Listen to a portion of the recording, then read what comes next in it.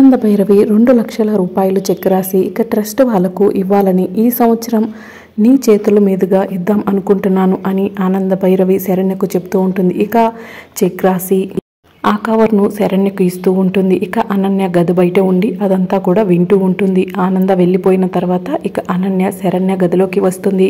శరణ్యను మాటల్లో పెట్టి ఇక తన దగ్గర ఉన్న చెక్కులో నుంచి ఇక 2 లక్షల రూపాయల చెక్ తీసేసి 100 రూపాయలు అందులో పెడుతుంది. ఇక ట్రస్ట్ వాళ్ళు రాగానే ఆనంద శరణ్యను పిలుస్తూ ఉంటుంది. శరణ్య ఆ చెక్ కవర్ తీసుకొచ్చి వాళ్ళకు ఇస్తూ ఉంటుంది.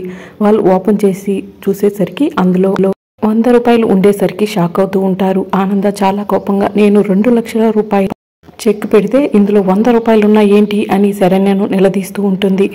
మీరు ఇచ్చిన కవర్ యాజ్ టీజ్గా నేను తీసుకొచ్చి ఇచ్చాను అత్తయ్య గారు, నాకు తెలియదు అని అంటూ ఉంటే నీ గదిలోకి ఎవరైనా వచ్చారా అని ఆనంద శరణ్యను అడుగుతూ ఉంటుంది. శరణ్య అనన్య గురించి ఆలోచిస్తూ ఉంటుంది. అనన్య నా గురించి తెలిసిపోతుందా అని చాలా టెన్షన్ పడుతూ ఉంటుంది. మరి రాబోయే ఎపిసోడ్లో ఏం జరుగుతుందో తెలుసుకోవాలనుకుంటున్నారా? అయితే ఛానల్ని సబ్స్క్రైబ్ చేసుకోండి.